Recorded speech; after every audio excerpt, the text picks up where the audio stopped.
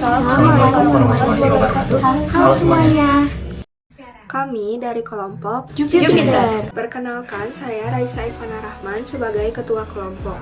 Saya Virgi sebagai anggota. Saya Indri sebagai anggota. Saya Faris sebagai anggota. Saya Kristi sebagai anggota. Saya Sabira sebagai anggota. Kami akan mempresentasikan hasil diskusi kami mengenai studi kasus yang sudah diberikan. Baik, saya akan memaparkan kembali mengenai studi kasus dan juga pertanyaan yang diajukan kepada tim kami. Dana merupakan jantung dari jalannya kegiatan operasional suatu organisasi.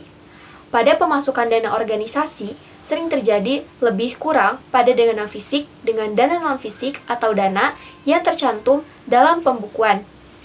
Jika hal tersebut terjadi pada saat kalian menjabat terlebih memimpin, apa yang akan kalian lakukan? Menurut kami, studi kasus tersebut pasti memiliki sebabnya tersendiri. Dan menurut kami, jika data fisik dan non-fisik itu tidak sesuai, karena pihak terkait mencampur adukan keuangan. Menurut sumber yang kami baca, biasanya para pemula suka merasa bingung memisahkan antara keuangan pribadi dan keuangan organisasi. Dengan begitu, maka akan ada kerancuan keuangan. Tetapi kita sebagai pemimpin juga jangan asal mengklaim pihak tersebut dengan alasan seperti itu. Karena seorang pemimpin yang baik tidak akan secara langsung menyalahkan pihak terkait kasus tersebut. Kunci pertama adalah komunikasi. Kita sebagai seorang pemimpin harus bisa menanyakan dan berdiskusi dengan pihak terkait mengenai masalah tersebut. Akan tetapi, diskusi yang dilakukan secara empat mata, sehingga situasi menjadi lebih nyaman dan lebih terbuka. Kita dalam sebuah organisasi harus bisa saling memahami satu sama lain. Untuk memastikan lebih lanjut mengenai data-data pengeluaran dan pemasukan, kita bisa meminta pihak terkait untuk mengeluarkan bukti-bukti seperti mutasi, bond, dan kwitansi. Hal tersebut untuk memperkuat argumen pihak terkait agar rekan-rekan yang lain percaya bahwa tidak ada kecurangan dalam sistem keuangan organisasi ini. Itu kita bisa mencari tahu dulu dari data yang sebelumnya, kemungkinan kurang atau lebihnya dana organisasi ditakutkan ada kekeliruan dari data sebelumnya. Bisa dikatakan, menghitung ulang dana adalah cara efektif untuk memecahkan masalah ini. Apabila sudah dihitung dan dalam keuangan tersebut ternyata memang lebih, kita dapat mendiskusikan terlebih dahulu kepada pihak terkait, karena ditakutkan uang tersebut tercampur dengan keuangan pribadinya.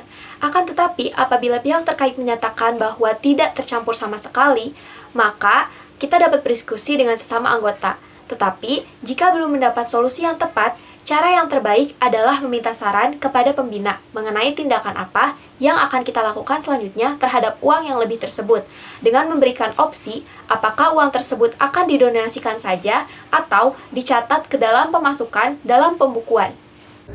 Dan apabila sudah dihitung namun tetap terjadi ketidaktepatan atau bisa dikatakan anggaran tersebut kurang dan pihak yang terkait tidak memiliki bukti dan argumen yang mendukung, maka ia harus mempertanggungjawabkan perbuatannya. Lalu bagaimana jika semua data sudah benar, bukti sudah terkumpul, dan tidak ada kekeliruan tetapi anggaran tetap kurang? Walaupun hal ini sangat berkemungkinan kecil terjadi, tetapi kita sebagai anggota organisasi harus tetap memiliki prinsip solidaritas. Karena hal ini juga merupakan tanggung jawab bersama. Jalan keluarnya adalah kita semua mengeluarkan uang untuk bersama-sama mengumpulkan uang yang kurang. Akan tetapi, jika hal itu memberatkan anggota karena jumlah yang kurang cukup, maka kita bisa melakukan dana usaha sebagai rasa tanggung jawab kita. Setelah mendapatkan jalan keluar dan masalahnya sudah selesai, kita tetap harus melakukan evaluasi mengenai hal-hal yang sudah terjadi, baik dari kesalahan pribadi maupun kesalahan bersama-sama, agar hal serupa tidak terjadi kembali. Baik, sekian penjelasan dari kelompok kami. Terima kasih atas waktu yang diberikan agar kami bisa menjawab pertanyaan ini. Terima kasih semuanya. Wassalamualaikum warahmatullahi wabarakatuh.